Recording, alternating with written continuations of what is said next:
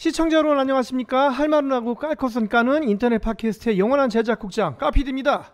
아무리 봐도 이 정부는 취임 후에 여태까지 지금 뭘 했는지 좀 알 수가 없어요. 사실 대통령이라 하면 좀 이렇게 국가에 대한 어떤 기조, 신념 또는 이 국민들을 위해서 어떠한 그 정치를 할 것인가에 대한 어떤 그분이 주장하는 공정과 상식의 바탕을 둬야 되는데, 계속 공정과 상식이 무너지는 인사, 그 다음에 하다못해 이 인테리어 업체 선정 과정에서도 그런 공정과 상식이 지금 없는 터라 정말 좀 걱정스럽기까지도 합니다. 뭐 따지고 보면은 사병 월급 200만 원을 준다고 해가지고 이 군인들 표를 몰표를 받아놓고선 이 당선이 된 이후에 이거를 쌩까는 행위라든가, 오죽하면 이런 그런 군인이 이 윤석열 믿고 뽑았다가 하도 열받아가지고 이 테러를 하겠다고 뭐 어줍지 않은 그런 짓까지 합니까?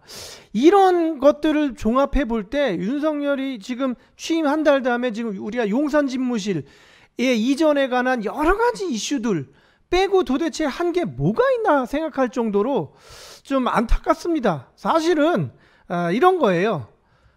국밥을 먹어서 소탈하다. 이것이 대통령이 될 수는 없는 거거든요. 그래서 이 언론들이 이 국밥 먹어서 소탈하다, 뭐 소통을 한다 그러는데, 사실 뭐 기자실을 지금 용산 집무실 거기 1층에 마련해두고 뭐 상주한다고 해놓고선 지금 기자들이 매일 출근할 때마다 하는 질문에 똑바로 대답한 게 솔직히 뭐가 있습니까? 저는 그런 면에서도 사실 소통 면에서도 이미 지금 어긋났다 보고, 또 한편으로는 이 집무실이라는 공간이 얼마나 이 중요한 공간인데, 이 김건희가 거기 난입을 해가지고 기념사진을 찍고 그거를 갖다가 팬카페에 던져서 자기를 돋보이게 찬양하는 언론들로 이렇게 도배를 시킨다는 거, 저는 이거 언론사의 이제 이 문제를 보는데, 김건희 얘기를 더 할게요. 얼마 전에 이 대통령 되기 전에 어땠습니까? 본인이 학력을 위조하고 본인의 프로필을 엄청나게 조작을 해가지고 이게 불거지자 기자회견, 대국민 사과를 하면서 앞으로 대통령이 남편이 되더라도 난 정말 찌그러져서 하겠다, 조용히 내주만 하고 안 보이는 곳에서 이렇게 있겠다라고 했는데, 지금 그거 지켰어요? 지금? 아니잖아요. 언론 얘기를 잠깐 하겠습니다.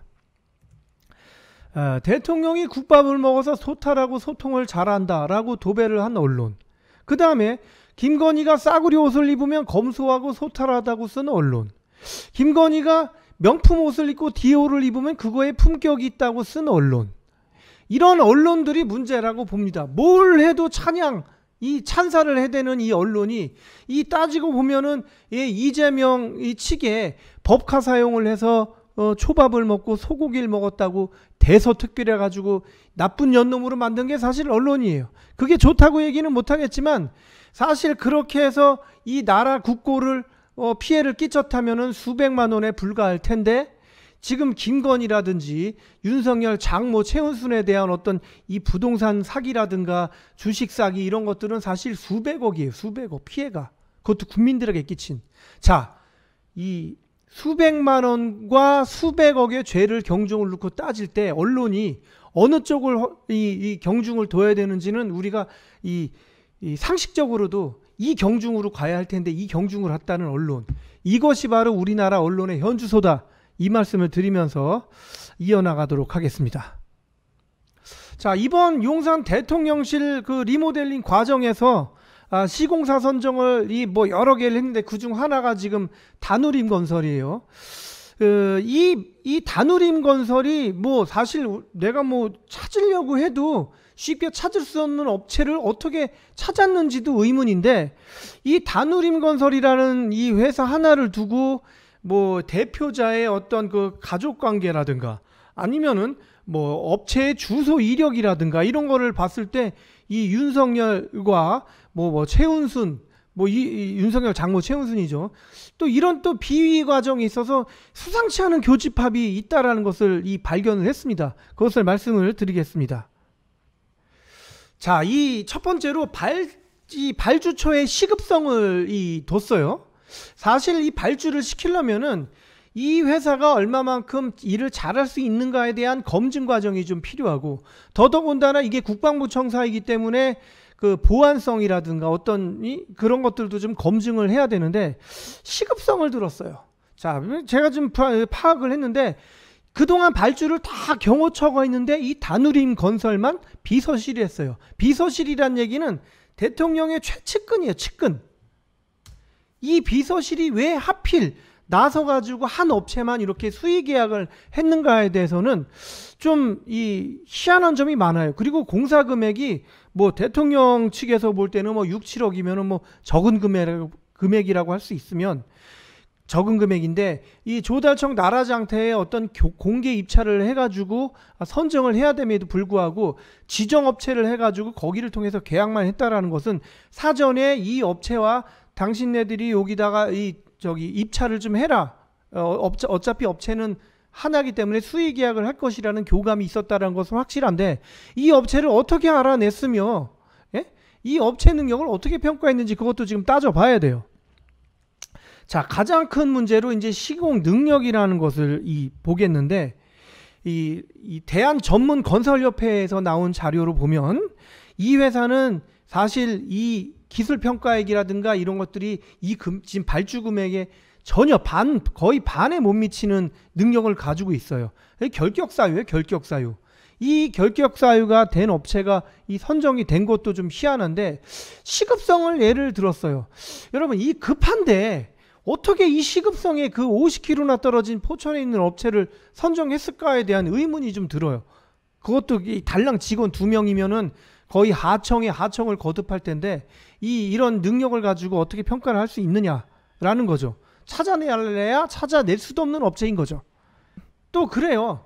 시급하면은 이 청와대에 공사를 했던 시공업체 리스트라든가 국방부 청사를 인테리어 했던 어떤 건설업체 시공 리스트가 쫙 있으면 이 사람들은 사실 보안에서도 좀 빠른 프리패스를 받을 수 있기 때문에 이 시급한 상황에서 대처가 되는 업체예요. 왜냐, 이 건물에 대해서 도면도 미리 가지고 있을 거고 좀 이미 했던 검증 이력이 있으면 이 시급한 업체는 여기서 택해야 되는 것이 기본인데 굳이 그렇게 했다는 것은 굉장히 비상식적이고 좀 이해할 수 없는 부분이기도 합니다.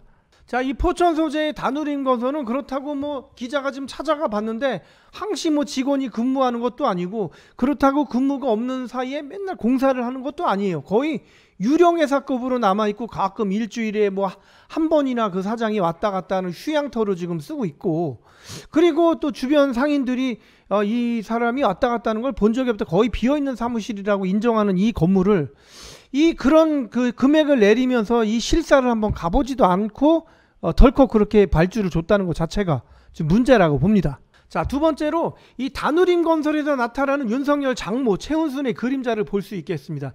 이 최초 이 다누림 건설이 이 설립된 남양주 주소지가 이 최은순의 주소지와 동일하다고 지금 네티즌이 지금 깠어요. 이게 과연 사실이면은 우연히 일치라고 지금 주장하는 청와대가 아니라 용산 윤석열 정부의 어떤 주장하고는 좀 많이 조금 이제 매칭이 안 되죠.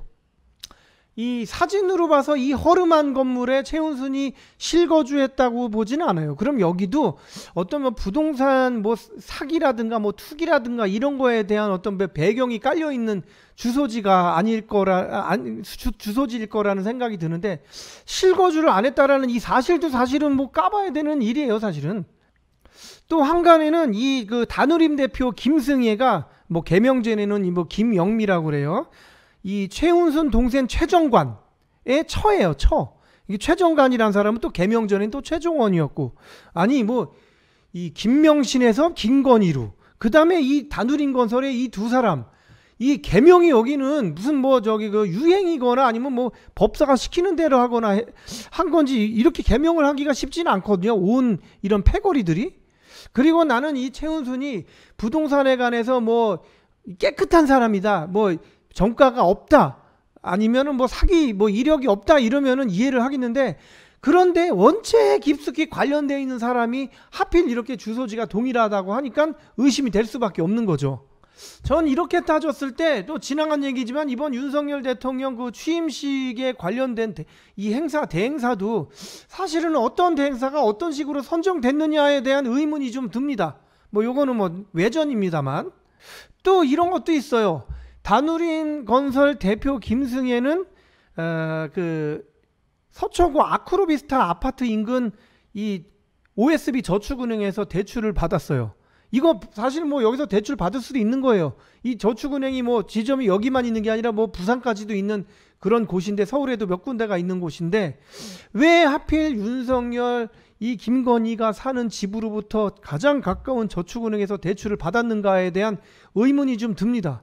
이것도 역시 우연의 일치일 수도 있는데 이게 하도 의심이 사람이 많이 들고 그런 것들이 적중을 하니까 이런 것들도 지금 문제가 되고 있다라는 겁니다. 야, 또 하나는 다누림이라는 어떤 그 건설사 이름에서 비춰지는 신천지의 그림자예요. 이 다누림. 그리고 얼마 전에 저 청와대 왔다 갔다 하는 또 버스도 다누림 버스라고 또 이름을 지었죠.